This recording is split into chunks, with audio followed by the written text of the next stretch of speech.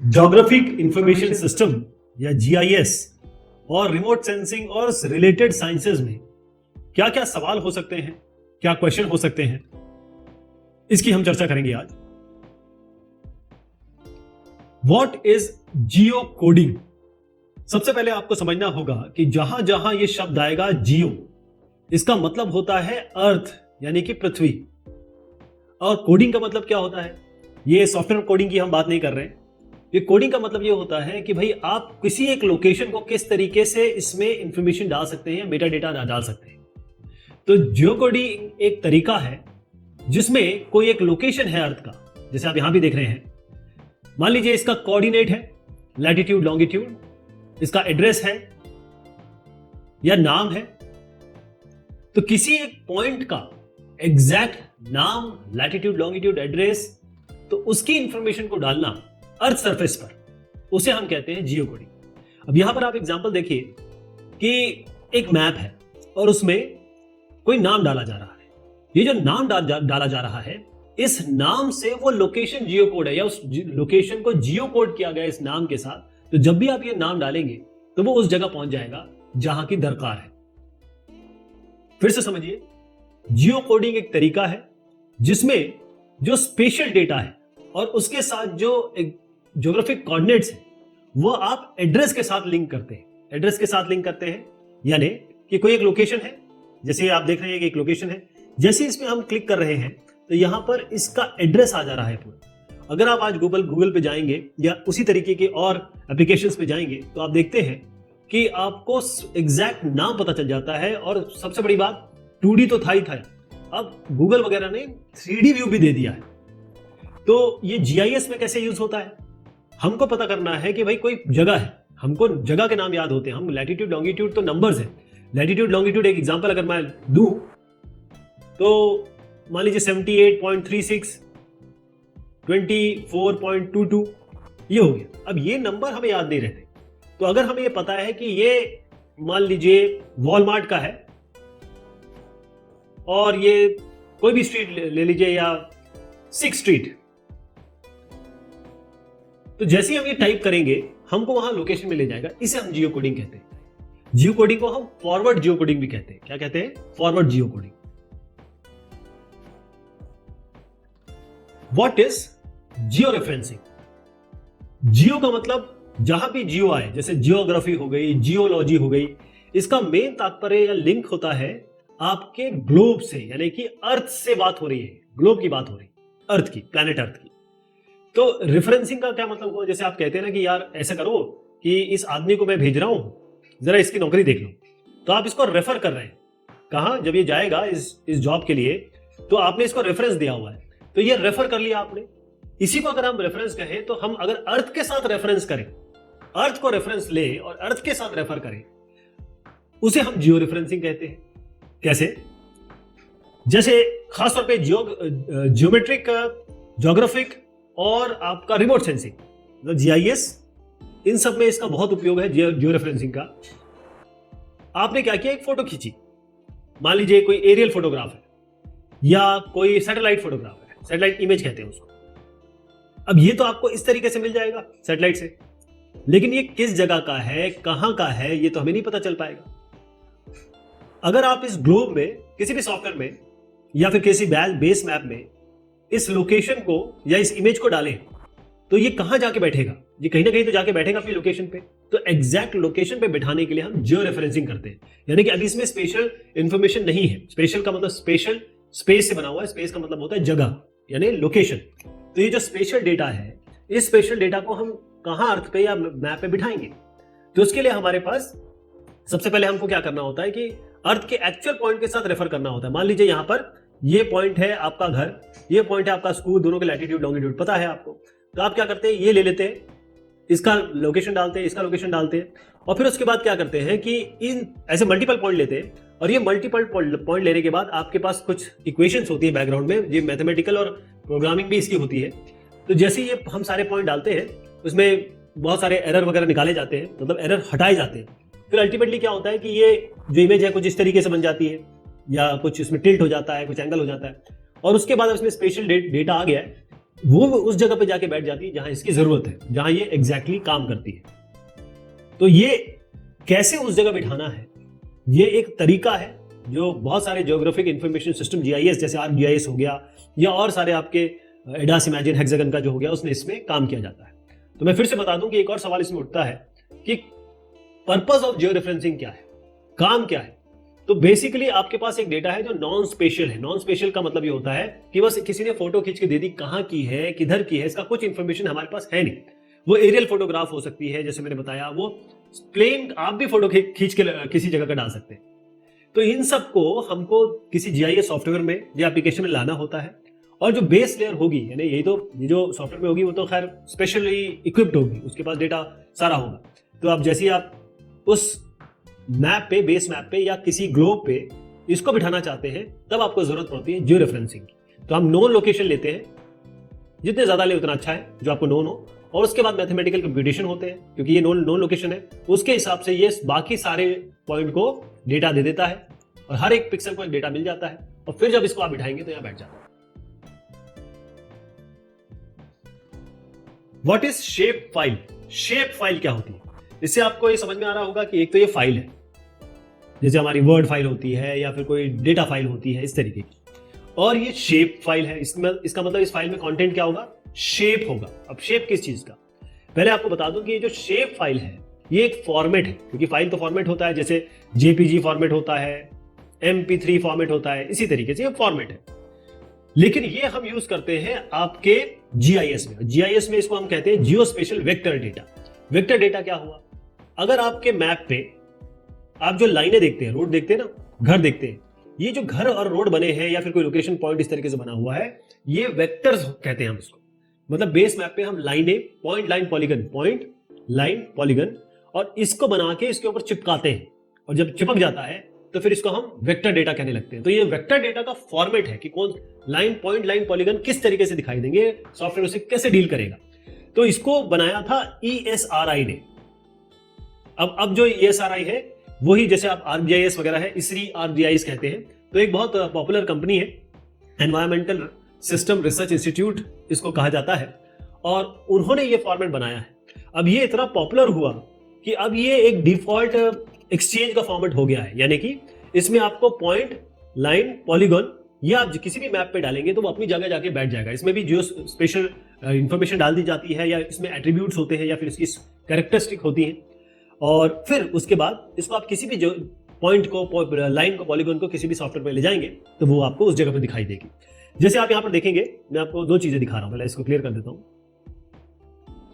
बहुत ध्यान से देखिए कि ये आपका शेप फाइल है। शेप फाइल में एक फाइल नहीं होती, ये कॉम्बिनेशन होता है इसमें, क्योंकि शेप फाइल तो है, लेकिन मैंने आपको बताया शेप फाइल में जियो स्पेशल डेटा भी चाहिए, मतलब इसका लैटिट्यूड लॉन्गिट्यूड भी चाहिए, उस शेप फाइल में नाम भी चाहिए कुछ आपको, उसकी लोकेशन भी चाहिए, तो उस और प्रोजेक्शन क्या है, क्योंकि हर एक मैप पे कोई ना कोई प्रोजेक्शन होता है, डेटम होता है, उस हिसाब से वो चीजें सही बैठती है। तो इस तरीके से आप ये एक फाइल तो आपको दिखेगी शेप फाइल, लेकिन उसके पीछे ये सारी चीजें भी होंगी, और जब आप शेप फाइल बनाएंगे तो ये लाइन हो गई, ये पॉइंट हो गया, ये पॉलीगन। तो ये तीन अलग अलग लेयर्स हैं, एक लेयर नहीं है, ये अलग अलग लेयर बनती है, और ऐसे आप मल्टीपल लेयर्स बना सकते हैं अलग अलग तरीके के। जो एक्सटेंशन यूज होते हैं शेप फाइल में, अगर आप शेप फाइल देखें तो .shp करके है, और जैसे मैंने बताया इसको ESRI ने डेवलप किया। जैसे ArcGIS सबसे ज्यादा पॉपुलर आपका सॉफ्टवेयर है, ArcGIS में यहां लिख देता हूं, ये ISRI द्वारा ही बनाया गया है और वर्ल्ड का सबसे पॉपुलर सॉफ्टवेयर है। वैसे तो प्रोप्राइटरी सॉफ्टवेयर है, ऐसे आपके पास क्वांटम GIS, ऐसे बहुत सारे सॉफ्टवेयर है जो अवेलेबल है, जो फ्री भी है, जो शेप फाइल सब में चलती है, चाहे आप किसी भी सॉफ्टवेयर की बात करें। तो शेप फाइल एक ISRI फाइल है। शेप फाइल में अलग अलग तरीके की फाइल होती है, दिखा दूं आपको। इसमें क्या होता है, अलग अलग एक फाइल नहीं होती, इसमें कॉम्बिनेशन ऑफ फाइल होती है। तो इसमें जो .shp की देख रहे हैं ना, शेप SHP को, शेप को शॉर्ट करेंगे तो SHP लगेगा।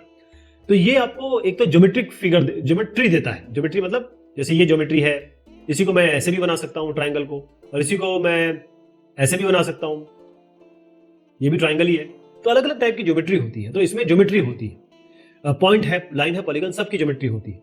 यहां पर आप जो SHX देख रहे हैं, ये वाली, ये आपका एक तो एक्सटेंशन है, खासतौर पे जैसे ये से ESRI बता रहा हूं, लेकिन ये साथ में ऑटोकैड का भी शेप इंडेक्स पोजीशन है।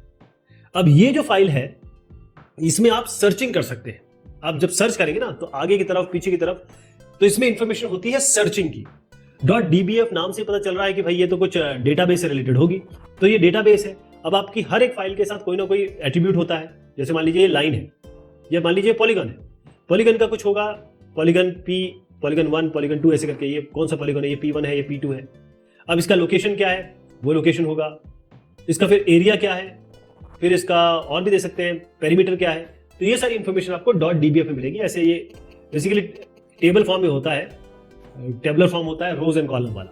अब आइए PRJ फाइल पे, ये वाली फाइल जो आप देख रहे हैं PRJ फाइल, जैसे मैंने आपसे कहा कि हर एक फाइल कहीं ना कहीं जाके बैठेगी और अलग अलग प्रोजेक्शन में बैठेगी। जैसे आपका दो टाइप के प्रोजेक्शन होते हैं, जो GCS प्रोजेक्शन होता है, PCS होता है। ये ज्योग्राफिक कोऑर्डिनेट सिस्टम होता है, प्रोजेक्टेड कोऑर्डिनेट सिस्टम होता है।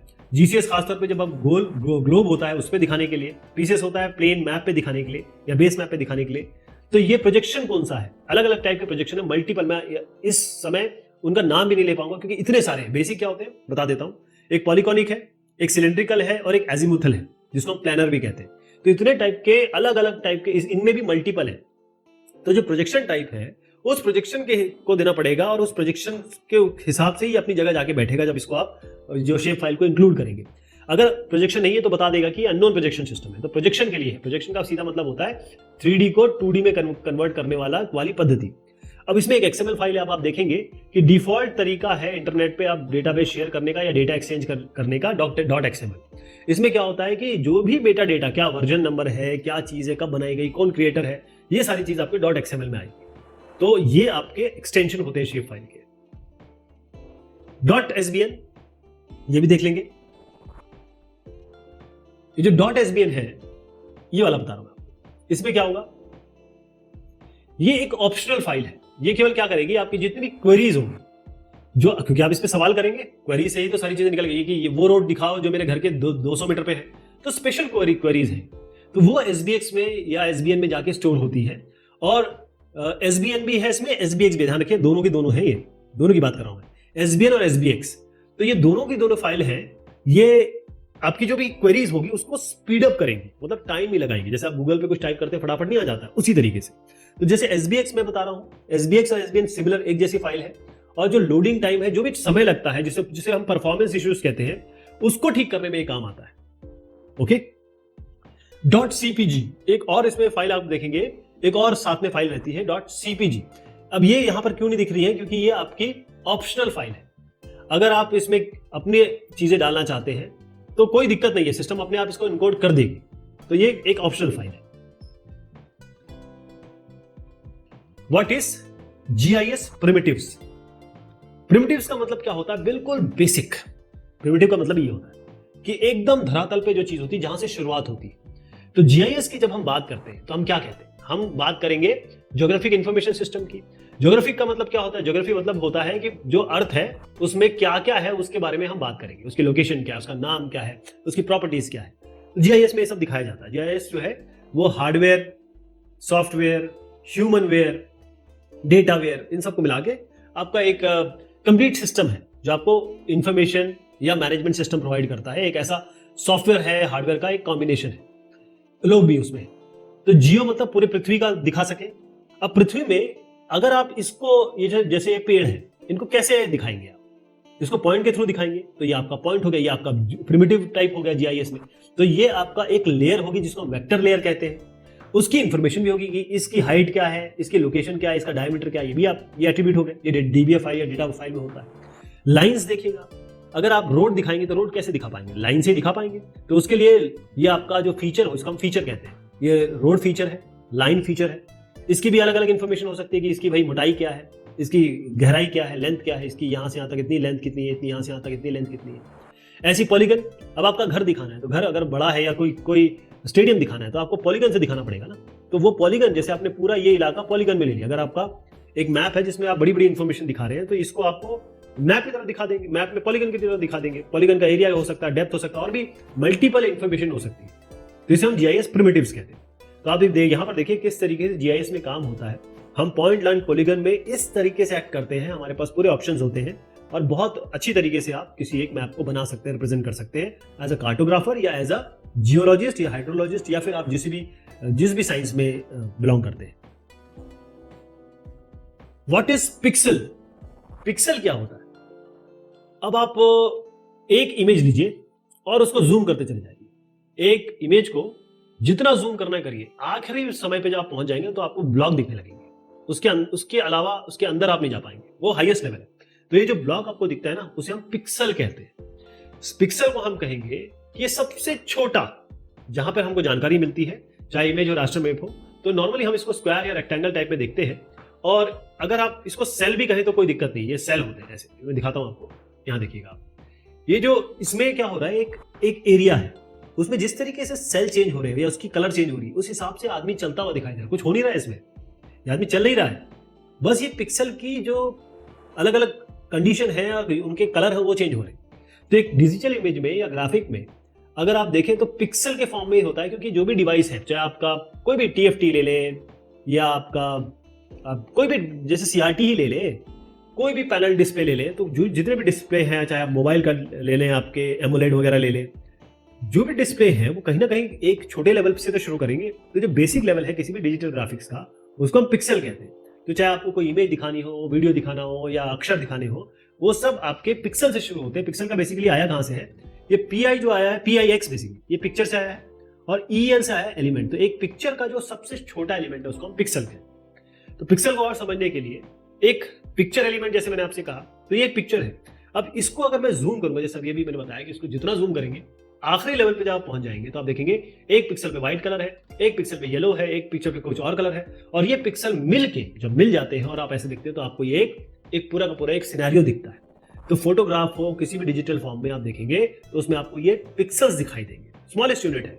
और खासतौर पे आप देखेंगे तो ये एक 2D ग्रिड में, मतलब रो और कॉलम वाइज आप देखेंगे इस तरीके से ग्रिड वाइज होते हैं और सबसे छोटे लेवल पे होते हैं। लेकिन जैसे ही आप जूम मतलब बाहर की तरफ करेंगे तो आप देखेंगे कि ये एक इमेज का फॉर्म लेने लगेगा। अंदर जाएंगे तो आपको नहीं समझ में आएगा, लेकिन जैसे आप थोड़ा सा बाहर की तरफ आएंगे तो आप देखेंगे कि एक्चुअल इमेज दिखाई देने लगेगी, कि जो आपने एक्चुअल खींची है। बेसिकली आपने खींची कुछ नहीं है, आपने अलग अलग पिक्सल पे रंग भर दिए। What is overlay analysis? Overlay का मतलब क्या होता है? सबसे पहले एनालिसिस का मतलब होता है समीक्षा, विवेचना। ओवरले का मतलब होता है एक के ऊपर एक। ओवरले का मतलब जैसे आप मान लीजिए आप सैंडविच बनाते हैं, तो आप क्या करते हैं, एक ब्रेड लेते हैं, फिर उसके अंदर कुछ प्याज, टमाटर, कुछ टिक्की रखेंगे आलू की या फिर किसी चिकन की, और उसके बाद इसके ऊपर एक और ब्रेड रख देते हैं। तो आपने ओवरलेइंग की है। तो हमारे GIS में अलग अलग तरीके के डेटा सेट होते हैं, रास्टर होता है, वेक्टर होता है, एनोटेशन होता है, तमाम तरीके के डेटा होते हैं।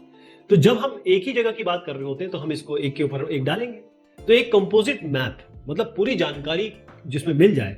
तो इसमें क्या होगा कि हर एक की ज्योमेट्री होगी, हर एक के कुछ इन्फॉर्मेशन होगी। जैसे मान लीजिए कोई आपका घर दिखा रहे तो घर का एड्रेस क्या है, घर का लैटिट्यूड लॉन्गिट्यूड क्या है। तो बहुत सारे GIS सॉफ्टवेयर हैं जो रास्टर, वेक्टर, एनोटेशन, जितने भी डेटा तरीके के हो सकते हैं उनको ओवरले करते हैं। तो आप देखिएगा ये अलग अलग आपके इन्फॉर्मेशन, ऐसा नहीं कि सब एक जैसी है। किसी ने, आपने ये बनाया, मैंने ये बनाया, किसी और ने ये बना दिया।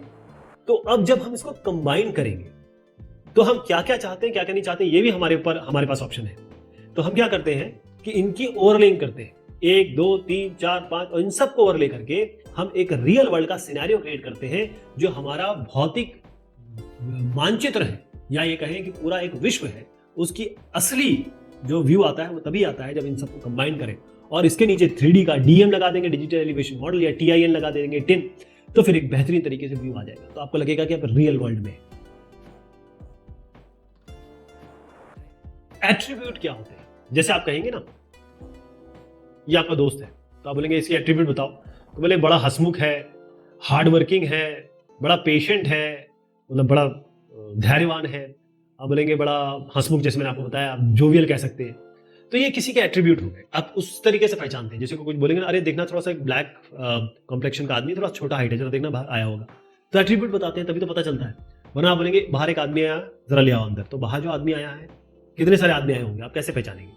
तो कोई भी, अगर आप GIS की भी बात करते हैं या किसी भी साइंस की बात करते हैं, तो एक किसी फिगर के साथ उसके साथ कुछ और इंफॉर्मेशन भी होती है जो हमें एग्जैक्ट उसके बारे में बता देती है। जैसे मान लीजिए मैंने केवल एक पॉलीगन बना दिया, अब ये पॉलीगन क्या है, कौन सा है, तो जब मैं यहां क्लिक करूंगा पता चला ये 0 नंबर है इस पॉलीगन का, ये 1 नंबर है, 2 है, ये आपकी ID होगी, सारे पॉलीगन है। अब ये किस स्टेट में है मुझे नहीं पता, ये अलास्का में हो सकता है, ये आपका टेक्सास में हो सकता है, ऐसा हो सकता है। फिर बाकी इसका लैटिट्यूड लॉन्गिट्यूड क्या इंफॉर्मेशन है वो हमें पता चल जाएगा। तो एक ही अगर बक्से को उठाएं तो उसकी सारी इंफॉर्मेशन, जितनी भी अलहदा इंफॉर्मेशन हो सकती है, ये केवल इतनी नहीं है, जितनी आप डाल सकते हैं वो आपके ऊपर है, उसे हम एट्रीब्यूट कहते हैं, यानी उसकी जानकारी, एक्स्ट्रा जानकारी। एट्रीब्यूट के टाइप क्या क्या हो सकते हैं? अब मान लीजिए आप यहां पर स्टेट का नाम डालना चाहते हैं, तो आप तो स्टेट का नाम तो हमेशा अक्षरों में होगा या शब्दों में होगा ना। आपने कभी देखा है कि इंडिया का कोई ऐसा स्टेट है जिसका नाम है 007 या 786, ऐसा तो नहीं होता, या यूपी 786, ऐसा तो नहीं होगा, नाम होता है। तो उसके लिए हम यहां पर जब देंगे तो हम बोलेंगे भाई ये कैरेक्टर, ये जो हमारा कॉलम है ये इसमें कैरेक्टर लिया जाएगा। अब आ जाइए एफआईडी में। अब इस हर एक जो आपने एक वेक्टर बनाया है या फिर एक मानचित्र पे एक बक्सा बनाया है, तो वो बक्से का आपको एक नंबर देना है। अब नंबर में आप नाम तो देंगे नहीं, ये शमी हो गया, ये अर्जुन हो गया, ऐसे तो नहीं देंगे आप, इसका नंबर देना होगा। तो यहां पर केवल ये इंटीजर लेगा, तो ये इसका इंटीजर टाइप हो गया, ये कैरेक्टर टाइप हो गया। कहीं आप देना चाहते हैं 152,623.89 स्क्वायर मीटर्स, तो ये नंबर बड़ा हो गया, हो सकता है इंटीजर के बाहर निकल जाए, तो यहां पर हम फ्लोटिंग टाइप देंगे क्योंकि ये डॉट डॉट आ गया इसमें। फ्लोटिंग मतलब होता है फ्रैक्शन नंबर। कहीं आपको केवल डेट देना है, और डेट का फॉर्मेट होता है, कहीं DD MM YY होगा, कहीं YY MM DD होता है, अलग अलग देशों में अलग अलग होता है। और बहुत बड़ा बाइनरी लार्ज ऑब्जेक्ट है, कोई बाइनरी डेटा है, उसके लिए भी आप एक यहाँ पर एक बना सकते हैं, मैं कहूंगा कि कॉलम बना सकते हैं, या इसको हम फीचर भी कहते हैं, एट्रीब्यूट भी कहते हैं। तो इतने टाइप के एट्रीब्यूट हो सकते हैं जी, इसमें और भी तमाम तरीके के, कुछ मैंने आपको बताया। What is raster compression? Compression का मतलब क्या होता है?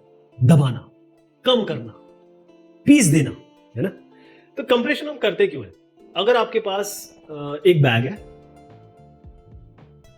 ठीक है जी, आपको जाना है कहीं और आप इसमें सामान ज्यादा है, इतना सामान है, तो आप क्या करते हैं, इन सामान को भरते हैं और दबा दबा के भरते हैं, और फाइनली फिर इसका चेन लगाएंगे दबा के, पैरों से दबा के, तो आप उसको कंप्रेस कर, कम जगह में ज्यादा सामान आ जाए।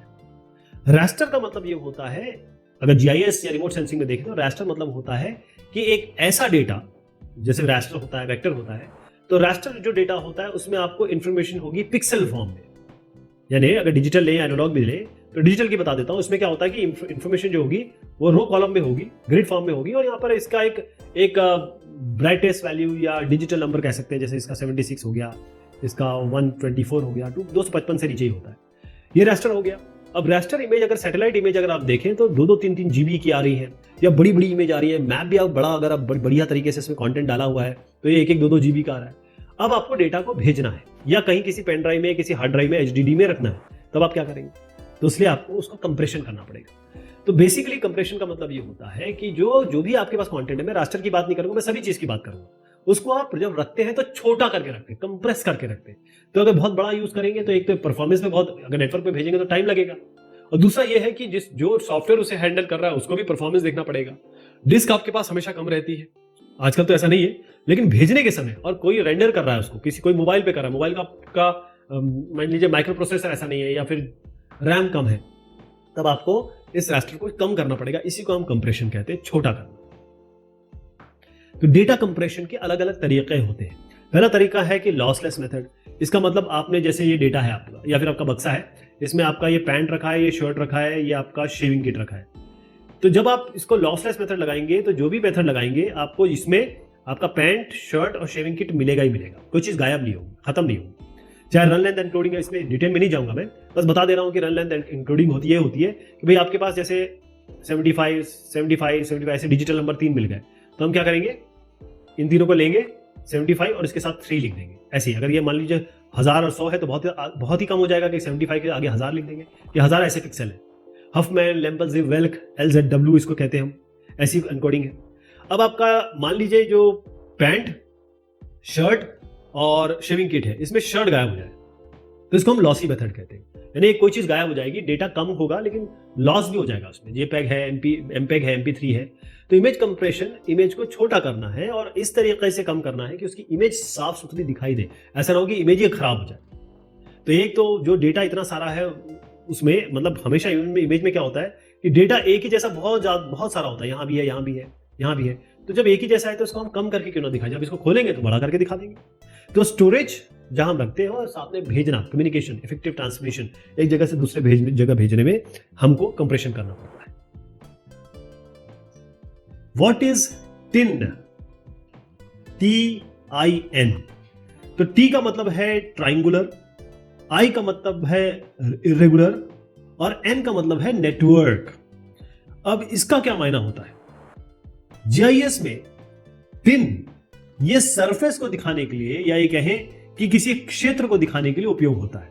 और सरफेस मॉर्फोलॉजी का मतलब ये होता है कि भाई किसी को किसी तरीके से प्रेजेंट किया जा सके, यानी रियल वर्ल्ड में आपको इस तरीके से कुछ टेरेन मिलेगा और इसको आप कैसे मैथमेटिकली, ग्राफिकली, ज्योमेट्रिकली जीआईएस में दिखाएंगे या सॉफ्टवेयर में दिखाएंगे या किसी और जो रिमोट सेंसिंग या जीआईएस का एप्लीकेशन है उसमें दिखाएंगे। तो होता यह है कि पहली चीज ये है कि ये वेक्टर है, दिस इज वेक्टर बेस्ड, यानी इसका मैं अंतर भी दिखाऊंगा आपको टिन और ग्रिड वाले में। लेकिन पहले ये समझ लीजिए कि ये वेक्टर बेस्ड है, मतलब पॉइंट लाइन पॉलीगन की थोड़ा सा आइडिया आप अगर आपको हो तो उस तरीके से है ये।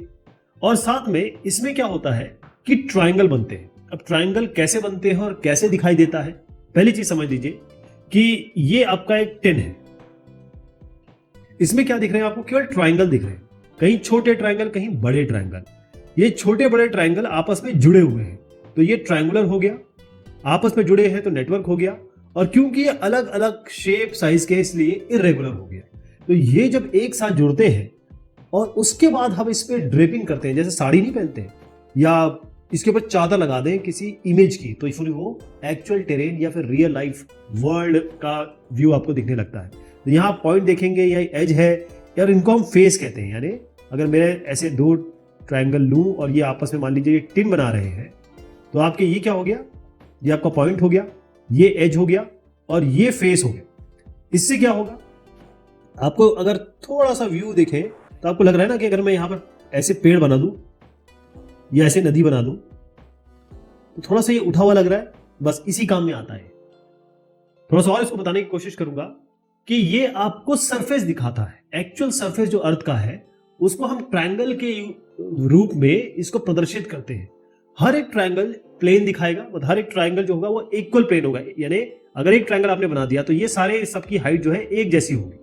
तो अगर आप देखेंगे कि जैसी आपके हाइट एकदम से वेरिएशन हो रहा होगा, चेंज हो रहा होगा, तो वहां आपको एक ही जगह पे बहुत सारे ट्रायंगल डालने पड़ेंगे। लेकिन कोई ऐसी जगह है जो प्लेन है या मान लीजिए इस तरीके की है, तो यहां पर बस एक ट्रायंगल डालने से काम चलेगा और वो ट्रायंगल उसको उस एरिया के हाइट को दिखाएगा, उस एरिया के एलिवेशन को दिखाएगा।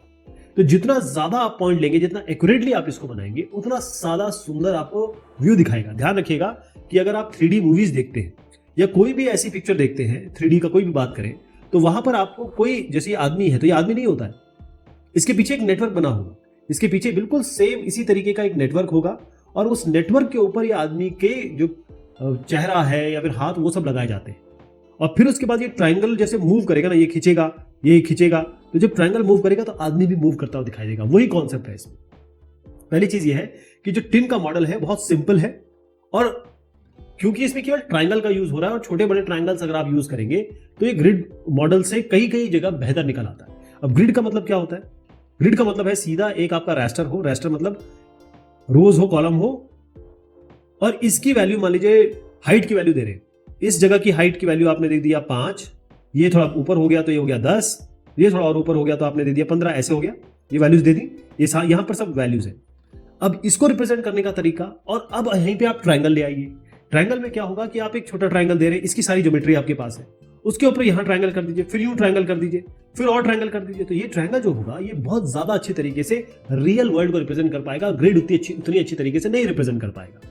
तो टिन और ग्रिड ये दोनों रिप्रेजेंटेशन के तरीके हैं। पहले मैं आपको यहां बता दूं कि ये जो आपको दिख रहे हैं डॉट डॉट डॉट, ठीक, ये इसके एलिवेशन पॉइंट हो गए। अब इसमें हमने क्या किया कि इसको कोशिश की जानने की कि या फिर पता करने की या बैकग्राउंड में जो भी एक्टिविटी की कि ये जो इलाका है ये थोड़ा ऊपर का इलाका है, पहाड़ का इलाका है, और ये जो है नीचे की तरफ है। तो यहां पर हमने ट्रायंगुलर फॉर्मेशन किया और उसके बाद जो भी इसकी हाइट है, जो भी इसका एलिवेशन है, उस हिसाब से इसको उठा दिया। अब ये इसका बेस हो गया, इसके ऊपर हम इमेज लगा डालेंगे, और जब इमेज डालेंगे तो एक्चुअल आपको लगेगा कि हाँ हम पहाड़ों में आ गए या हम हिमालय का प्रदर्शन कर रहे हैं।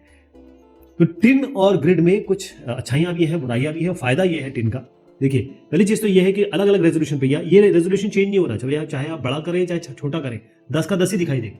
लेकिन यहाँ पर आप मल्टीपल ट्रायंगल दिखा सकते हैं। जैसे आप अंदर की तरफ जाएंगे तो और फाइनर ट्रायंगल आप दिखा सकते हैं, और स्टोरेज बड़ा अच्छा इसका आसानी से हो जाता है। ग्रिड में भी ये फायदे हैं कि भाई आप यहाँ डेटा आराम से मैनिपुलेट कर सकते हैं, जैसे हम इमेज प्रोसेसिंग में करते हैं, और इसको आप रास्टर डेटाबेसेस के साथ बहुत अच्छे से कनेक्ट कर सकते हैं। थोड़ा स्मूथर इसमें व्यू आता है, जिस तरीके ये स्मूथ तो नहीं लग रहा आपको, लेकिन ये एक्चुअल है, क्योंकि असली वर्ल्ड में जाएंगे तो आपको स्मूथ तो नहीं दिखाई देगा, कहीं ना कहीं अंड्यूलेशंस होंगे, उनको कैसे रिप्रेजेंट करेंगे। टीम का नुकसान भी ये है कि इसमें बहुत ज्यादा मेहनत करनी पड़ती है, विजुअल इंस्पेक्शन बहुत ज्यादा होता है अपने, क्योंकि आपको जो ट्रायंगल बनाना है या जिस तरीके से उसको मैप करना है उसमें ज्यादा मेहनत लग जाती है। ग्रिड की आप बात करें तो यहाँ पर आपको क्या होता है कि इसमें क्या डिसएडवांटेज है कि अलग अलग टाइप के, अगर आपकी रिलीफ या फिर हाइट या जो टेरेन है वो कॉम्प्लेक्स है, तब ये इसको रिप्रेजेंट करने में असक्षम है। What is topology? टोपोलॉजी का मतलब क्या होता है? जैसे मान लीजिए आपका ये घर है, पहले मैं आपको ये समझाऊं, ये आपका घर है। अब आपके घर के साइड में कौन रहते हैं? आप जैसे शर्मा जी हैं तो आपके घर में वर्मा जी रहते हैं, यहां पर आपके गुप्ता जी रहते हैं, यहां अलीम साहब रहते हैं, यहां रोड है। बस हो गई टोपोलॉजी। टोपोलॉजी यही होती है। टोपोलॉजी का मतलब ये होता है कि जितने भी फिगर्स है हमारे पास, फीचर्स है, चाहे हर चीज, कोई भी ऐसी चीज नहीं है विश्व में जिसको हम पॉइंट, लाइन और पॉलीगॉन के अलावा किसी से रिप्रेजेंट कर सकते हैं। हम इन्हीं का कॉम्बिनेशन लेकर रिप्रेजेंट कर देते हैं। कोई भी चीज रियल लाइफ में आप किसी का भी नाम लीजिए, मैं बता दूंगा, या तो पॉइंट में रिप्रेजेंट कर देंगे, या लाइन में, या ट्राइंगल में, या फिर ट्राइंगल, या फिर उसमें पॉलीगन में। पॉलीगन मतलब होता है एक से ज्यादा इसके साइड हो सकते हैं, वो डिपेंड करता है हम कितने ले रहे हैं। अब इसके इधर क्या है और इसके उधर क्या है, मेरे आगे क्या, मेरे पीछे क्या, मेरे इधर क्या, मेरे उधर क्या, यही टोपोलॉजी है। तो आप देखिएगा, ये जो टोपोलॉजी का यहां पर एग्जांपल एक दिया जाए तो यहां पर आपके पॉइंट है, लेकिन इस पॉइंट के इधर कौन है, यहां क्लियर बता जा रहा है क्यों, इसका लोकेशन क्या है। तो इसका लोकेशन आपके किसी रेफरेंस के हिसाब से कैसा है, मान लीजिए आपका रेफरेंस है, कहां पर है। ऐसी लाइन अगर ये है, मान लीजिए ये लाइन की बात हो रही है, इसके पीछे वाली लाइन कौन सी है, इससे कौन सी दोनों लाइनें कनेक्टेड है, इसे ही हम टोपोलॉजी कह रहे हैं। पॉलीगॉन्स में आ जाइए, ये पॉलीगन है ए, ये पॉलीगन है बी, ए के बाद कौन सा है, बी के पहले कौन सा है, इसके ऊपर कौन सा है, नीचे कौन सा है, ये होता है टोपोलॉजी। मैं जरा इसको थोड़ा सा और समझाने की कोशिश करता हूं आपको। यहां पर देखें, अलग अलग टाइप की टोपोलॉजी, जैसे ये आर्क नोड टोपोलॉजी, इसका मतलब ये है कि कौन सी लाइनें आपस में पॉइंट शेयर कर रही है। जैसे ये लाइन आपस में पॉइंट शेयर कर रही है। पॉलीगन में आ जाइए, यहां पर ये दोनों पॉलीगन ये बाउंड्री शेयर कर रहे हैं। लाइन फीचर में देखिएगा आप यहां पर कि ये आप जो रूट है, इसको रूट टोपोलॉजी कहते हैं, ये रास्ता कितने दूर तक आपस में मिलता है। रीजन टोपोलॉजी, कौन से एक दूसरे से ओवरलैप करते हैं, ये इसके साथ कितना मतलब जुड़ा हुआ है, एक के साथ दूसरा कितना जुड़ा हुआ है, ये कितना ऊपर है। नोड टोपोलॉजी, यहां पर क्या है कि जो लाइन फीचर्स है उसके एंड पॉइंट्स है ना, वो किससे रिलेटेड है, ये किससे रिलेटेड है। और यहां पर जो पॉइंट फीचर्स है, ये पॉइंट फीचर्स हैं आपके, वो जो वर्टिसेस हैं, ये लाइनों के साथ क्या क्या मैचिंग हो रही है, यानी एक लाइन हो गई। और आप पॉइंट इवेंट्स की बात करेंगे तो ये जो पॉइंट फीचर्स हैं वो किस किस लाइन के साथ है। बेसिकली क्या है कि अलग अलग फीचर आपस में कैसे जुड़े हैं, कौन किसके साथ कैसे रिश्ता रखता है, वही ये टोपोलॉजी है। तो अगर स्पेशल टेक्नोलॉजी की बात करें, जब हम स्पेस की बात करें, स्पेस मतलब लोकेशन ही होता है, और जहां पर ये ओलॉजी आती है ना, जैसे बायोलॉजी होगी, जैसे ये जो वर्ड है, ये ओलॉजी का वर्ड जियोलॉजी हो गई, बायोलॉजी होगी, इसका मतलब ये होता है कि आप किसी चीज की स्टडी कर रहे हैं, पढ़ रहे हैं, है ना। तो जब हम पढ़ रहे हैं, किसी चीज को समझने की कोशिश करते हैं, तो हम क्या करते हैं, हम जैसे मैं बता रहा हूं, टोपोलॉजी का मतलब ये होता है कि आप ज्योमेट्री बना रहे हैं। और ज्योमेट्री कैसे बनाएंगे आप, ज्योमेट्री ऐसे बनाएंगे कि भाई इसका इससे रिश्ता क्या है। जैसे मान लीजिए अगर मैंने यू बनाया तो आप बोलेंगे रेक्टेंगल है, लेकिन ऐसे अगर मैं यू बना दूं तो आप बोलेंगे रोम्बस है। एक ही चीज है, लेकिन जरा से इसकी ज्योमेट्रिक प्रॉपर्टी मैंने चेंज कर दी, या आपस में रिश्ता चेंज कर दिया लाइनों का, तो ये क्या हो गया, ये बिल्कुल अलग शेप हो गया। तो इसका मतलब ये होता है कि हम क्या होता है, एक एक फीचर लेते हैं और इनके आपस में क्या रिश्ते हैं, क्या रिलेशनशिप है, पॉइंट, लाइन, पॉलीगन, सबके बारे में बात कर रहा हूं। तो एक पॉलीगन हो गया या कोई भी बड़ी चीज होगी, इसको हम जैसे डिवाइड करते रहेंगे तो हमको एक छोटे लेवल पे हम आ जाएंगे, हमको पॉइंट, लाइन, पॉलीगन ही मिलेगा। जैसे मैं आपको एग्जांपल बताता हूं, फिर मैं इसकी एक्चुअल डेफिनेशन आपको बताता हूं जो लॉन्गले प्राइस ने दी है। वो ये है कि the science and mathematics of relationship used to validate the geometry of vector entities and for operations such as network tracing and test of polygon adjacency. अगर आपने कहा कि मैंने सही बनाया है और मैंने कहा कि चेक करेंगे तो आपने कहा ए के बगल में बी है, जब मैं चेक करने आया तो ए के बगल में सी निकला, इसका मतलब आपकी टोपोलॉजी सही नहीं। बस सीधी सी बात ये है। यहां पर आइए, यहां पर हम पॉइंट से शुरू कर रहे हैं, ये हम पॉइंट्स है हमारे पास और कुछ नहीं है।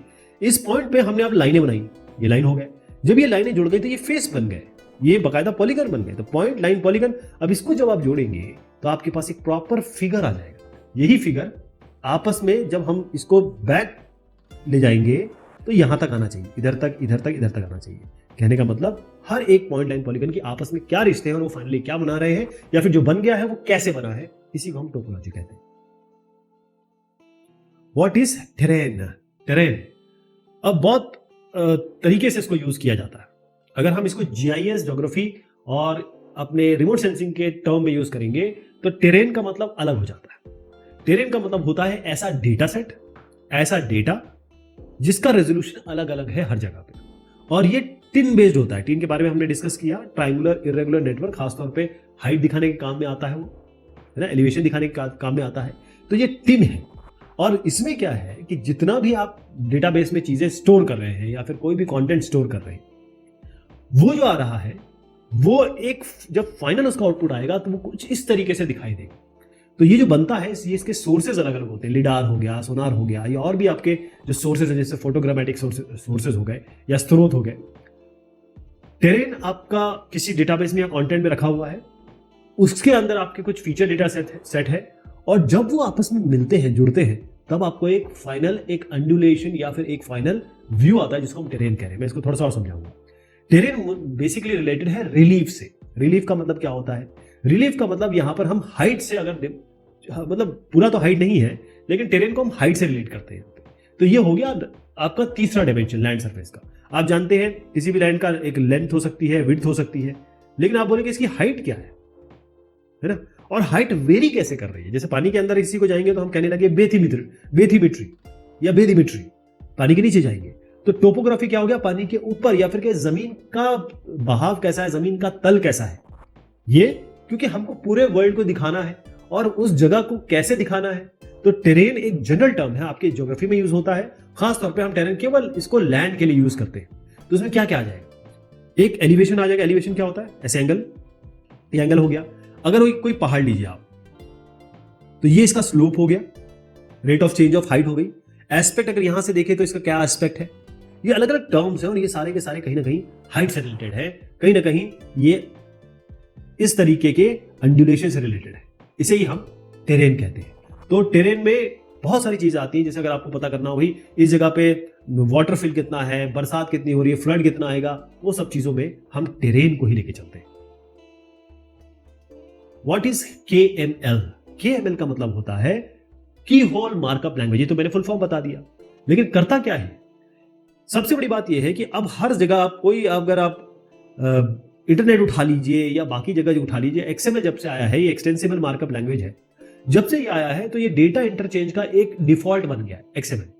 तो KML जो है वो, इससे पहले हमारे पास और भी शेप के अलग अलग तरीके थे, तो KML ने XML का यूज किया ताकि यहां पर ज्योग्राफिक इंफॉर्मेशन, ज्योग्राफिक डेटा और उसके साथ जो एट्रीब्यूट्स है या फिर कंटेंट है उसको स्टोर किया जा सके। ध्यान रखिए कि ये ओपन जियोस्पेशियल कंसोर्शियम उसका एक स्टैंडर्ड है, यानी कि ये पूरी तरीके से वेरीफाइड है और OGC द्वारा मान्यता प्राप्त है। हम करते क्या है? एक तो हम चाहते हैं कि भाई अब सब कुछ इंटरनेट पे है तो हम डेटा शेयर करना चाहते हैं। पहले तो क्या होता था, एक सिस्टम से पेन ड्राइव में डाल दिया या फिर एक सिस्टम से दूसरे सिस्टम में डाल दिया। अब हमको इंटरनेट पे भेजना है और उसको देखना भी है इंटरनेट पे, एप्लीकेशन पे। जैसे मान लीजिए गूगल अर्थ है या फिर कोई भी आप एप्लीकेशन ले लीजिए, ArcGIS एक्सप्लोरर हो गया। तो KML फाइल्स है, की होल मार्कअप लैंग्वेज, ये .KML भी हो सकती है। और अगर आप जैसे जिप फाइल समझते हैं ना, बहुत सारी चीजों को एक साथ दबा के कंप्रेस करके रखना, उसको KMZ कहते हैं। ये कंप्रेस या जिप केबल फाइल हो गई। तो केबल फाइल जो होती है वो बेसिकली शेप फाइल्स ही है। आप देख रहे हैं इसके ऊपर क्या है, एक ग्लोब है बैकग्राउंड में और उसके ऊपर क्या है, ये शेप ही तो है, ये सारी शेप ही तो है। तो जो ये केबल है ये आपको वेक्टर प्रदर्शित करेगी, शेप प्रदर्शित करेगी आपके बेस पे, चाहे वो 3D बेस हो चाहे आपका 2D बेस हो। तो ये XML नोटेशन पे बना हुआ है और ये 2D पे भी आप दिखा सकते हैं, 3D पे भी दिखा सकते हैं। और इसको इस तरीके से डेवलप किया गया था जब गूगल अर्थ आया था। गूगल अर्थ बहुत फेमस हुआ था और इसको पहले जब गूगल अर्थ आया, जिसको की होल अर्थ व्यूअर इस तरीके से नाम हुआ इसका, और इसको की होल INC क्योंकि कीहोल ने बनाया था, ये कंपनी थी, लेकिन गूगल ने इसको खरीद लिया 2004 में। अब केएमएल एक इंटरनेशनल स्टैंडर्ड हो गया है, ओजीसी जैसे मैंने बताया 2008 के बाद। और गूगल अर्थ ये पहला प्रोग्राम था जिसने इसको दिखाया या जिसके लिए डेवलप किया गया। और बाकी जितने भी प्रोजेक्ट आए उसके बाद मार्बल और तमाम तरीके के भी हैं, उन सब में केएमएल सपोर्ट है, मैक्सिमम में केएमएल सपोर्ट है। तो कीहोल मार्कअप लैंग्वेज आपको एक तरीके से ये जो बेस है, चाहे वो जैसे मैंने कहा 3D हो या 2D हो, उस पर आपको शेप फाइल की तरह ये काम करता है। और ये इतना ज्यादा एक्सटेंसिबल है क्योंकि नाम ही इसका एक्सटेंसिबल है, आप बहुत सारे सॉफ्टवेयर हैं जिसको एक्सेस करते हैं, देखते हैं। What is Jio processing? अब जियो शब्द जहां आता है वहां हम बात करते हैं अर्थ की, ग्लोब की। तो आप प्रोसेसिंग क्या करें? प्रोसेसिंग का मतलब क्या होता है कि आप कुछ इनपुट देंगे, कुछ यहां पर मैथमेटिकल हमने फंक्शन बना रखे होंगे, उस पर काम होगा और हमको कुछ आउटपुट मिल जाएगा। इसे हम जियो प्रोसेसिंग कहते हैं। जियो प्रोसेसिंग का मतलब यह है कि जो ज्योग्राफी से रिलेटेड हो, अर्थ से रिलेटेड हो, उस पर क्या इनपुट आएगा और क्या आउटपुट आएगा। तो हमारे पास जियोग्राफी में क्या होगा? हमारे पास पॉइंट लाइन पॉलीगन होंगे, हमारे पास रास्टर डेटा होगा, हमारे पास वेक्टर डेटा होगा, एनोटेशन डेटा होगा। तो उसमें बहुत सारे काम हो सकते हैं। क्या क्या क्या काम हो सकते हैं? हमारा जो भी इनपुट डेटा सेट आ रहा है उस पर हम कुछ काम करेंगे तो हमको आउटपुट मिलेगा। यानी कि एक एग्जांपल लेता हूं, एक ऐसा डेटा जो फोटो खींच ली गई है या फिर एरियल फोटो है या सैटेलाइट इमेज है, लेकिन वो अनप्रोजेक्टेड है, किसी प्रोजेक्शन में नहीं है या उसको जियो रेफरेंस नहीं किया गया है, बहुत सारी चीजें हैं।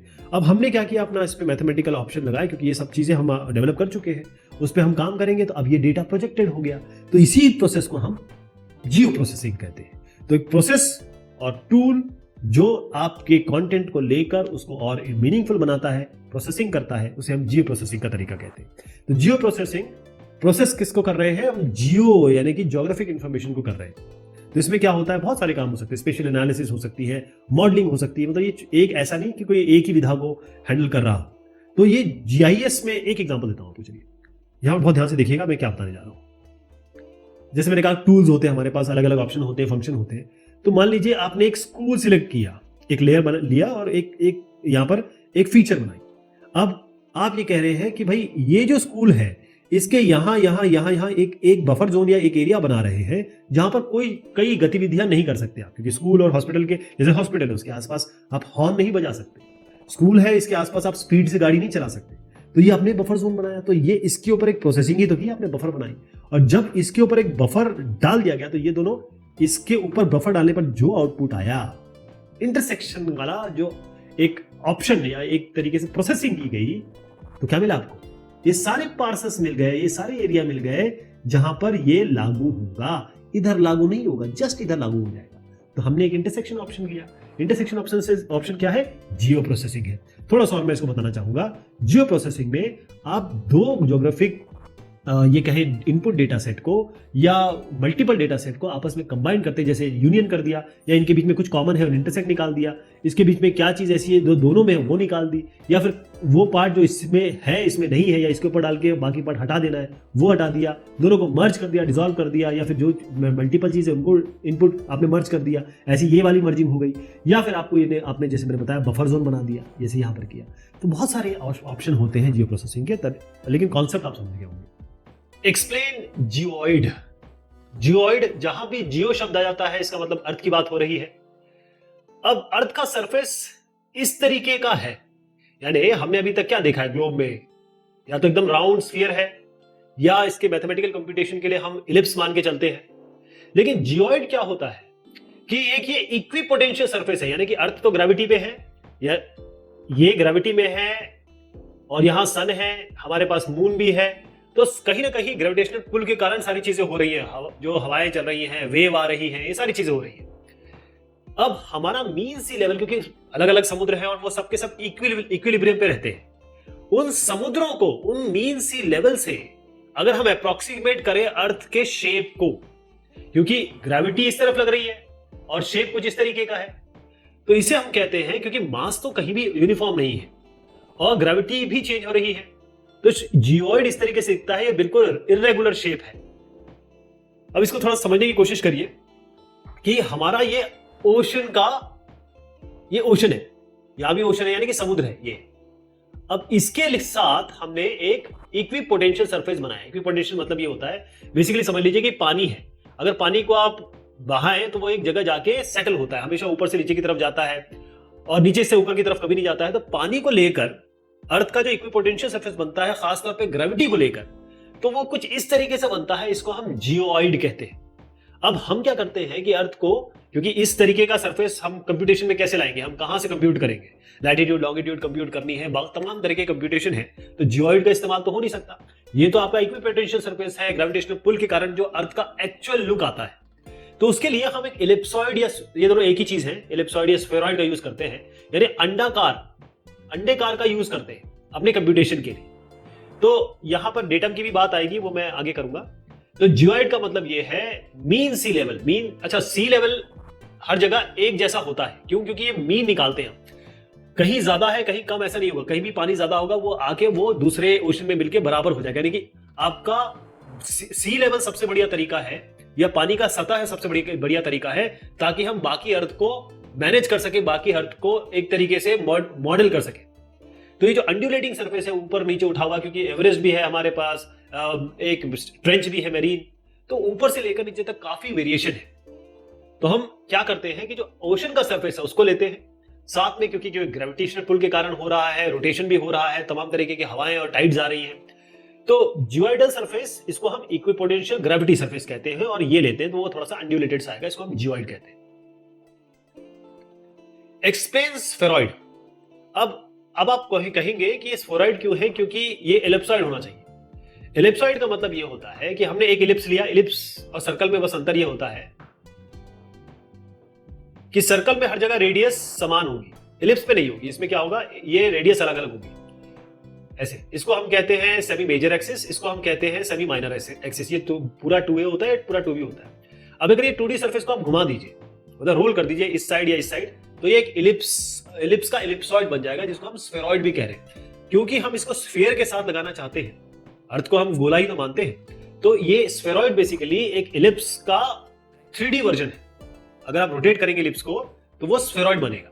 ध्यान रहे कि जो अर्थ का जो सरफेस है वो ना तो पूरा स्फीयर है, ना ही वो इलिप्स है, और क्योंकि इरेगुलर शेप है, इरेगुलर शेप मैंने आपको दिखाई, ये इसका असली शेप ऐसा है, ये इरेगुलर शेप है।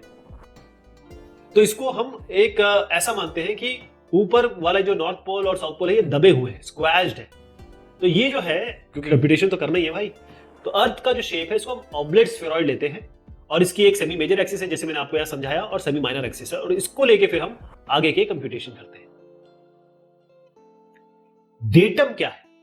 जब भी आप अपने दोस्त को बताते हैं कि देखो साहब यहां से यहां आना, फिर लेफ्ट मुड़ना, फिर दाएं आना, यहां मेरा घर है, तो आप कोई ना कोई तो रेफरेंस बताते हैं ना, शुरुआती कोई ना कोई एक पॉइंट बताते हैं।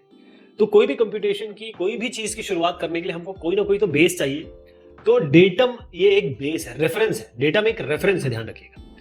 तो डेटम कैसे बना और क्या आया इसका, क्योंकि ये सारा कंप्यूटेशन के ऊपर है। होता ये है कि जैसे मैंने आपको बताया कि अर्थ ना तो स्फीयर है पूरा, और ना ही इलिप्स फॉर्म में है, ये एक जियोइड है। मतलब इक्विपोटेंशियल सरफेस देखें तो कहीं कहीं बहुत उठान है, कहीं बहुत बहुत आपका चढ़ाई है, कहीं बहुत ही ज्यादा नीचे गहराई है। तो इसके लिए डेटम का कॉन्सेप्ट आया।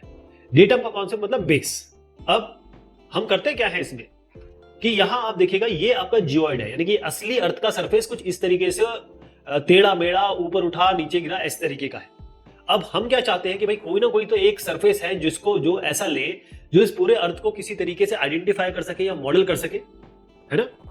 तो अगर हम एक सरफेस बना सके तो datum is built on top of selected spheroid. अब हम ये स्फेरॉइड जो ले रहे हैं, जो अर्थ को पूरी तरह तो मॉडल, कोई ऐसा स्फेरॉइड बनेगा ही नहीं जो उसको मॉडल कर पाएगा, लेकिन हम एक ऐसा ये बना ले, इलिप्स बना ले, यू बना ले। अब इलिप्स के पास हमारे पास एक रेगुलर सरफेस हो गया कि हमारे पास सेमी मेजर एक्सिस भी है, सेमी माइनर एक्सिस भी है, लेकिन साथ में हमको लोकल वेरिएशन भी लेना है, क्योंकि कहीं ना कहीं हर एक क्षेत्र का वेरिएशन अलग अलग है। अगर आप हिमालय नेपाल में चले जाएंगे तो आपको एवरेस्ट रेंजेस मिलेंगे, लेकिन अगर आप कहीं चले जाएंगे तो आपको डेजर्ट ही मिलेंगे, कहीं आपको केवल पानी पानी मिलेगा, ओनली वाटर। तो लोकल वेरिएशन को अगर इसके साथ लगा दिया जाए, किसके साथ, एक स्फेरॉइड के साथ, तो वो डेटम बन जाता है। और डेटम का मेन मतलब ये है, देखिए इसमें क्लियर लिखा है कि लोकल डेटम को इनको इनकॉर्पोरेट करना है, उसको भी लेके आना है, क्योंकि हमको पता, इसका एलिवेशन पता कर सके। तो हम एक रेगुलर सरफेस लेंगे जो अर्थ को मॉडल करेगा, और उसके साथ लोकल इसके जो वेरिएशंस हैं उसको भी डालेंगे। जैसे आपको यहां एग्जांपल दिखाता हूं, ये है नैड 1927 और ये है 1983, ये दोनों के डेटम है। अब हमने एक स्फेरॉइड लिया, अब ये स्फेरॉइड देखिए इस जगह को अच्छे से कवर कर रहा है, इस जगह को अच्छे से कवर कर रहा है, लेकिन इस जगह का क्या होगा, इन जगह को क्या होगा, इसके लिए हम क्या करेंगे, तो इसके लिए हमारे पास दूसरा जरूर एक डेटम होना चाहिए। तो यहां हमने लिया। अब देखिए नैड 1983 ये इस एरिया को, इस एरिया को और इस एरिया को जो यहां बच गए, इस जगह बच गए, वो कवर कर लेगा। तो मल्टीपल डेटम पे हम काम करते हैं। जो सबसे फेमस डेटम है वो WGS 1984 है, क्योंकि जो प्रोजेक्शन है UTM और WGS 1984 डेटम हो गया, इन दोनों को कंबाइन करके हम कंप्यूटेशन करते हैं और आप जीपीएस में भी यही देखेंगे। तो यहां पर थोड़ा सा मैं अंतर बता दूं, क्योंकि लोकल वेरिएशन क्या होता है कि एक तो मीन सी लेवल है जिसको हम जियोइड कह रहे हैं, एक हमने अपना एक स्फेरॉइड मान लिया है कि भाई इस स्फेरॉइड पे काम करें, और ये जो लोकल वेरिएशन है इसको भी हमको इनकॉर्पोरेट करना पड़ेगा। Explain local datum. Local datum का मतलब ये होता है कि हमने क्या किया कि अर्थ जो है वो इस तरीके का कुछ सरफेस है, हमने इसको एक इलिप्स में डाल दिया। अब इलिप्स में क्या होता है, किसी जगह पे बहुत अच्छे से ये कर पा रहा है, किसी जगह पे नहीं कर पा रहा है, तो इसके लिए हमको लोकल एरिया को भी कंसर्न में लेना पड़ेगा।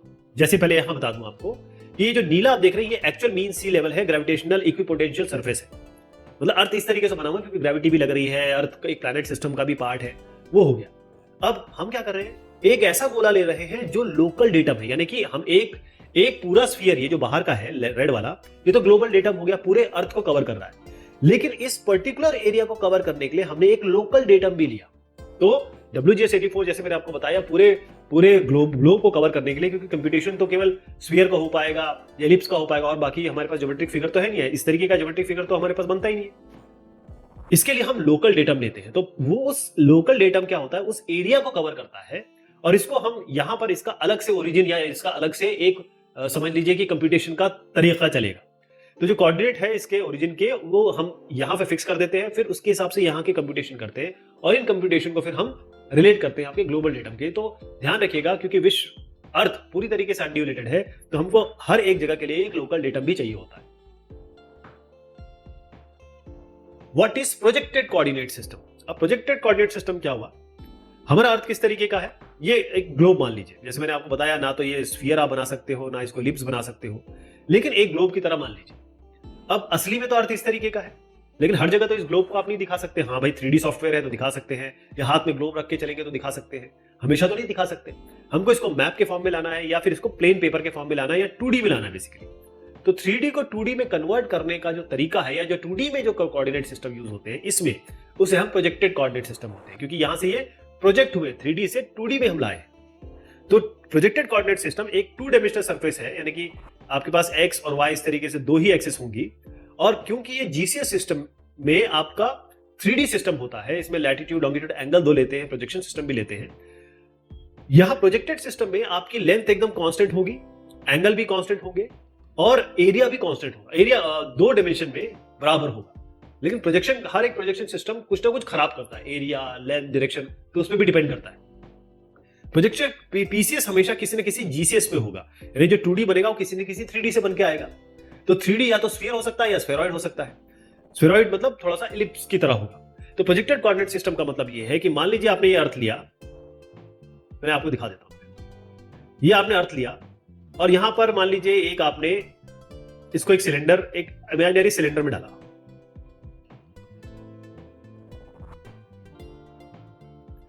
और उसके बाद क्या किया, यहां पर एक लाइट रख दी, बीच में बिल्कुल लाइट रख दी, और उसके बाद ये जितनी भी आपकी यहां पर हमारी इमेजिनरी लाइनें हैं, उनको इस सिलेंडर पे प्रोजेक्ट किया। ये पॉइंट यहां आ जाएगा, ये पॉइंट यहां आ जाएगा, और जो सारे पॉइंट आ गए फिर इसको हमने यहां से काट के या यहां से काट के ओपन कर दिया इस सिलेंडर को। तो ये सिलेंडर जब ओपन हुआ, सिलेंडर को आप काट के ओपन करेंगे तो वो आपको एक ऐसा सरफेस दिखाएगा।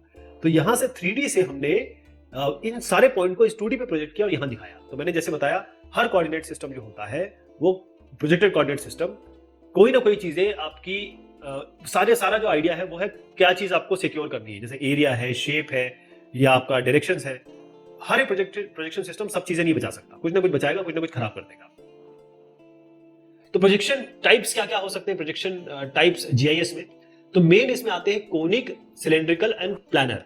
बेसिकली हो क्या रहा है कि अर्थ को हम एक स्फेरॉइड मान रहे हैं या स्फीयर मान रहे हैं, उसके बीच में एक हम मान रहे हैं एक लाइट है, इमेजिनरी लाइट है, और उसके ऊपर जब हम एक सरफेस जैसे सिलेंडर हो गया, उसको रखते हैं और यहां से लाइट जब इसको जला देते हैं तो जितने पॉइंट इस अर्थ पे हैं वो इस सिलेंडर पे प्रोजेक्ट किए जाते हैं और फिर सिलेंडर को खोल दिया जाता है।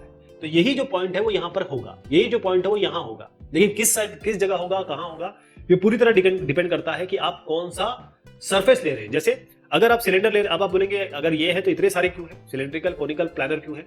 सिलेंडर में ये होता है कि ये जो एरिया है, ये वाला यहां से यहां तक एरिया, ये तो बड़ा बड़े अच्छे से कवर हो जाएगा क्योंकि ये बिल्कुल सिलेंडर से चिपका रहेगा और जब खोलेंगे तो ये एरिया अच्छे से प्रोजेक्ट हो जाएगा। इसका क्या उसके लिए फिर आया कोनिकल कि भाई हमें ये भी एरिया तो कवर करना है, तो उसके लिए कोनिकल आया कि भाई चलिए कोनिकल शेप रख दीजिए और ये कोनिकल जो है एक किसी न किसी एक लैटिट्यूड पे पैरेलल पे ये चिपकता है, मतलब उस पे जाके सेट हो जाएगा, तो ये इस एरिया को अच्छे से कवर कर लेगा। फिर कईयों ने कहा कि मुझे तो यार ये टॉप भी तो चाहिए, टॉप तो कहीं किसी में भी कवर नहीं हो रहा, यहाँ भी टॉप छूट जा रहा है, मतलब पोल्स। तो आया फिर प्लानर, ऑर्थोग्राफिक। तो प्लानर क्या करता है, वो एक पोल का या किसी भी जगह पे आप लगाएंगे वहां कवर कर सकता है। प्रोजेक्शन का सिस्टम का यही तरीका है कि भाई लाइट जलाने, सोचिए इमेजिन करिए एक लाइट जली है और जब लाइट जलेगी तो ये पॉइंट इस लाइट के साथ यहां पर कैसे किस जगह पे आएगा, इसको खोलने पर वो प्रोजेक्शन सिस्टम है। ध्यान रहे कि जो प्रोजेक्शन सिस्टम है ये कोई सिस्टम जो है जिस कॉन्फॉर्मल होता है, जो आपके शेप को बिल्कुल इंटैक्ट रखेगा। कई ऐसे हैं जो डिस्टेंस को इंटैक्ट रखता है, यहां से वहां का डिस्टेंस जो होगा उसको इंटैक्ट रखेगा। कई होगा जो आपके एरियाज, मतलब जो यहां एरिया होगा वही आपके यहां पर एरिया होगा। डिस्टेंस का मतलब है कि यहां जो डिस्टेंस होगा वही आपका यहां डिस्टेंस होगा। इक्विवेलेंसी का एरिया का मतलब है। तो क्योंकि हमको कोई ऐसा कोऑर्डिनेट सिस्टम नहीं है पीसीएस, प्रोजेक्टेड कोऑर्डिनेट सिस्टम, जो हमको कॉन्फॉर्मल भी हो, इक्विडिस्टेंट भी हो, इक्विवेलेंट भी हो, ये हमारा पॉसिबल ही नहीं है। तो हमको अलग अलग कोऑर्डिनेट सिस्टम यूज करने पड़ते हैं। यूटीएम और जो गूगल यूज करता है उसके हम कहते हैं वेब मर्केटर। वेब मर्केटर वाला प्रोजेक्शन है, WMP प्रोजेक्शन है। तो यूटीएम तो है सबसे ज्यादा यूज होता है खासतौर पे मैपिंग वगैरह कार्टोग्राफी में, लेकिन जैसे आप गूगल मैप्स या मार्बल या फिर किसी बिंग पे जाते हैं तो आपका ये इन्होंने अलग से बनाया हुआ है, वो है आपका web Mercator projection. What is geographic coordinate system या GCS?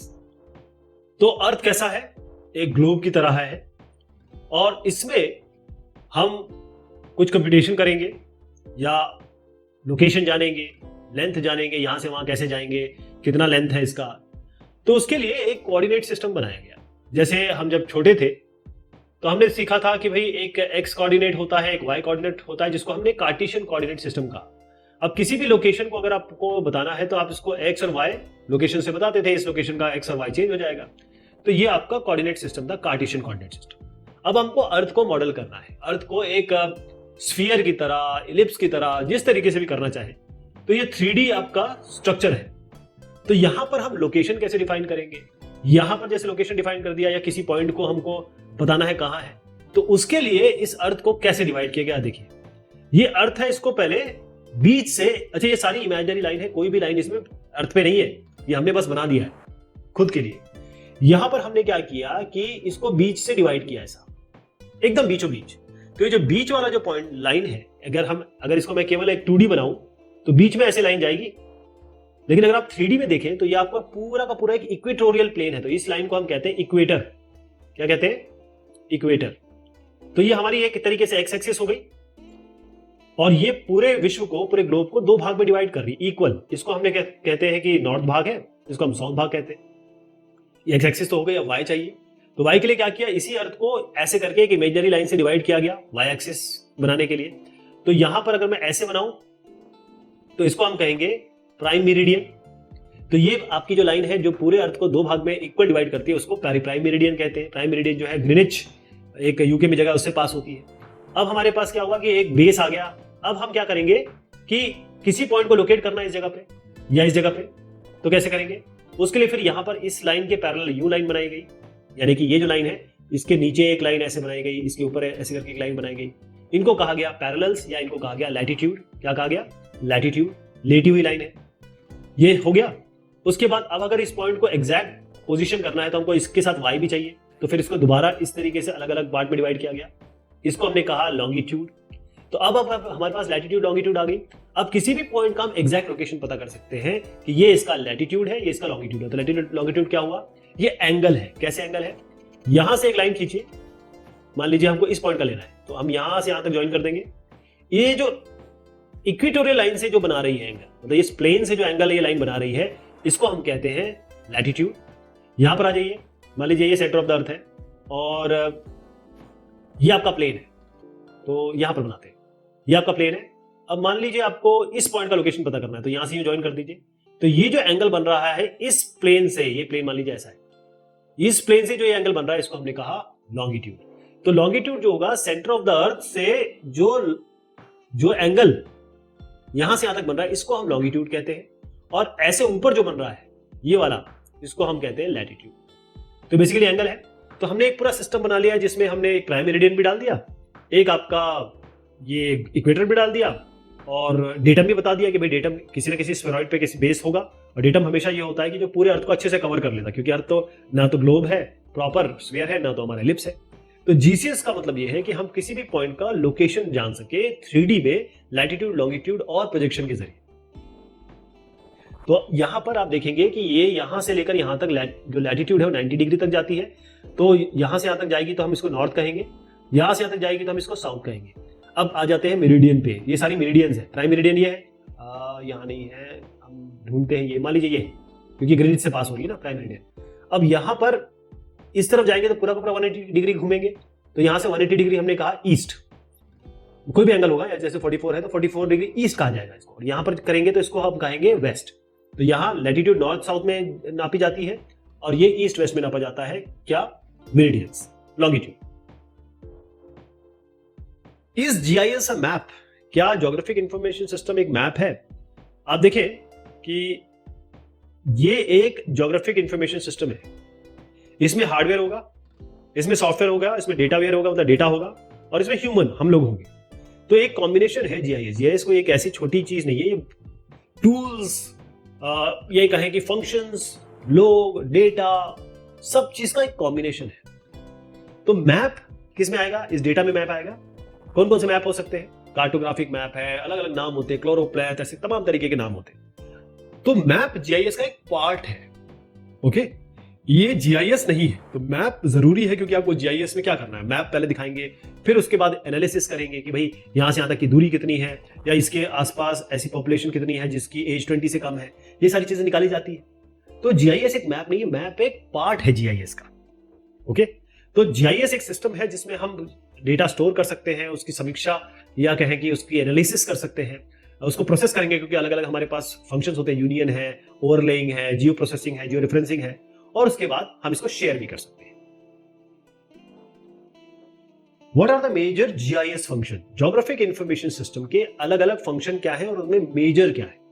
तो सबसे पहले आपको क्या चाहिए? आपको मैं जैसे बताऊं, जीआईएस अगर ये है तो जीआईएस में क्या क्या होता है? सबसे पहले आपको चाहिए एक हार्डवेयर जिसपे सॉफ्टवेयर चलेगा, मतलब computer system, high and computer system जिसपे आपका सॉफ्टवेयर चलेगा। सॉफ्टवेयर आपका क्वांटम जीआईएस हो सकता है, आर्म जीआईएस हो सकता है, कोई भी हो सकता है जो भी जीआईएस क्लेम करता है। उसके बाद इसमें डेटा चाहिए, क्योंकि दिखाना तो है, ये सारे डेटा है। आपका पॉपुलेशन का डेटा हो गया, आपके पॉइंट लाइन पॉलीगन डेटा हो गया, या फिर कोई मैप हो गया, फिर कोई और तरीके के डेटा है हमारे पास है, एनोटेशन डेटा होता है, वेक्टर होता है, रैस्टर होता है, वो डेटा हो गया। उसके बाद ह्यूमन हमको चाहिए, हमने ही तो डेवलप किया है सॉफ्टवेयर, और हम ही ये डेटा को एनालाइज करेंगे, हम ही इस डेटा पे काम करेंगे।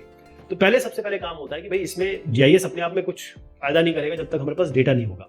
तो डेटा को सबसे पहले एक्विजिशन करना पड़ता है, चाहे स्पेशल हो, नॉन स्पेशल हो। जिसमें इन्फॉर्मेशन हो लैटिट्यूड, लॉन्गिट्यूड या प्रोजेक्शन की इन्फॉर्मेशन हो तो स्पेशल डेटा होता है। जिसमें कुछ नहीं होता, वो केवल फोटो होती है, इमेज होती है, तो नॉन स्पेशल डेटा होता है। पहले तो डेटा को आपको कैप्चर करना है, एक्विजिशन करना है। अब इस पे काम करना शुरू करेंगे हम प्रोसेसिंग का, क्योंकि डेटा आ गया है। पहले डेटा को रखना, संभाल के रखना, उसको रखना और उसको निकालना, ये आपका डेटा मैनेजमेंट में आता है। अब इन डेटा पे प्रोसेसिंग होती है, यानी इस पे काम करते हैं। तो स्टोरेज, पहले कैप्चर के बाद स्टोरेज करना है उसका, उसके बाद हम उस पे अपना काम शुरू करेंगे। तो हम सवाल देंगे इस पे कि भाई ये बताइए, ये जो स्कूल है इसके आसपास कौन कौन सी ऐसी जगह है जहां पर आवाज आती है, या हॉस्पिटल है जहां पर बहुत तेज, मान लीजिए 100 डेसिबल से ज्यादा आवाज आती है। तो हम क्या करेंगे, क्वेरी करेंगे। जब क्वेरी हो जाएगी फिर इसको एनालिसिस करेंगे, हाँ भाई कौन कौन सी जगह दिखाई गई है, अरे ये जगह तो ठीक है, कोई बात नहीं, ये इसको हटाना है, ये पार्सल्स को हटाना है, तो एनालाइज करेंगे। फिर जो चीज आपने की है प्रोसेसिंग, मतलब पीछे एल्गोरिथम चल रहे हैं, प्रोग्रामिंग चल रही है, वो फिर आपको दिखाएगा भी रिजल्ट कि भाई ये पोर्शन आ गए जो जिसको हमको जो एक्शन करना है। तो डेटा एनालिसिस का पार्ट हो गया, स्पेशल स्टैटिस्टिकल, क्योंकि मैंने कहा बहुत सारी इसमें प्रोसेसिंग मैथमेटिक्स इन्वॉल्व होती है। डेटा को जब हमने काम कर लिया इसको स्टोर करेंगे, और उसके बाद जब हम डिस्प्ले करेंगे तो डिस्प्ले जो दिखता है उसको हम चाहेंगे कि हम उसका प्रिंट भी निकालें, या कहीं सेव भी करें, एक्सपोर्ट भी करें, सेंड भी करें। तो मैप, ग्राफ, टेबल्स, रिपोर्ट के फॉर्म में हम इसको भेज सकते हैं। तो कहने का मतलब डेटा बहुत इंपॉर्टेंट पार्ट है, लेकिन जीआईएस डेटा ही नहीं है। पहले हमको डेटा को एक्वायर करना है, डेटा के साथ ही सब कुछ होता है। डेटा को एक्वायर करना है, मतलब उसको कहीं ना कहीं से लाना है, चाहे आप एरियल फोटोग्राफी से ले लें, फोटो खींचें या कोई आपको दे। उसके बाद हम इसको स्टोर करेंगे, स्टोर करने के बाद हम इस पर क्वेरी डालेंगे, एनालाइज करेंगे और उसके बाद फिर इसको एक्सपोर्ट करेंगे। तो ये सारे काम अलग अलग तरीके से होते हैं, इसमें बहुत सारे इनपुट लगते हैं। What are the main processes that can be applied on vector data? तो वेक्टर डेटा क्या होते हैं, सबसे पहले समझ लीजिए कि पॉइंट, लाइन और पॉलीगन, ये पॉइंट, लाइन, पॉलीगन, यही आपके वेक्टर डेटा होता है। कोई भी विश्व का कोई भी ऐसी चीज नहीं है जिसको आप पॉइंट, लाइन, पॉलीगन में रिप्रेजेंट नहीं कर सकते। अगर मान लीजिए एक नदी है, यूं बह रही है, तो लाइन के बना दीजिए। अगर यही आपको बड़े मैप पे दिखाना है, कोई पॉइंट दिखाना है, तो उसको आप पॉलीगन बना दीजिए। या बहुत ही बड़ा मैप है तो इस पॉइंट को आप एक पॉइंट बना दीजिए। तो ये सब जो अलग अलग फीचर है, ये आपस में भी इनके साथ प्रोसेस किया जा सकता है। प्रोसेस क्या क्या कर सकते हैं, जैसे क्लिप है, यूनियन है, इंटरसेक्ट है, रिप्रोजेक्ट है, डिसॉल्व है। तो ये अलग अलग होते हैं और इसमें काम समझ लीजिएगा कि सबके अलग अलग काम होते हैं। इसमें क्या कहते हैं, हम एक वेक्टर डेटा सेट लेते हैं V1, एक दूसरा लेते हैं V2। अभी ऐसे मल्टीपल भी हो सकते हैं, मैं दो की बात बता रहा हूं। इनको हम इस तरीके से कंबाइन करेंगे कि हम एक फाइनल डेटा सेट लेके आएंगे दोनों के बेसिस पे। ओके, तो आप देखिए, मैं आपको सेट थ्योरी से बताता हूं। एक ये सेट है, ये दूसरा सेट है। अगर इनके बीच में आपको इंटरसेक्शन चाहिए, एक वेक्टर 1 है, वेक्टर 2 है, इंटरसेक्शन चाहिए तो ये वाला पोर्शन ले लेंगे। अगर आप इसमें यूनियन पोर्शन लेना चाहते हैं, यानी कि दोनों को कंबाइन करना चाहते हैं, तो आप ये सारा ले लेंगे। अगर आपको क्लिप करना है तो ये वाला पोर्शन हटा देंगे, केवल यही बचेगा, ऐसा पोर्शन बचेगा। इसको क्लिप करेंगे तो ऐसा पोर्शन बचेगा। तो कौन सी चीज दो डेटा या तीन मल्टीपल डेटा के साथ चाहिए, वो होता है आपका मेन प्रोसेसिंग वेक्टर डेटा में। मैं आपको जरा इसको और बता दूं, फिगर से बताता हूं। यहां ध्यान से देखिए, हमारे पास एक ये वेक्टर डेटा है, एक वेक्टर डेटा है। इन दोनों को यूनियन करना, यूनियन का मतलब इन दोनों को कंबाइन कर देना। तो जब हम कंबाइन करेंगे तो ऐसा फिगर आएगा। अब इंटरसेक्ट करना मतलब ये दोनों के बीच में जो कॉमन चीज होगी वो दिखाई जाएगी। इसको ऊपर लाइए, कॉमन क्या पोर्शन यही दिख रहा है, तो यही आएगा।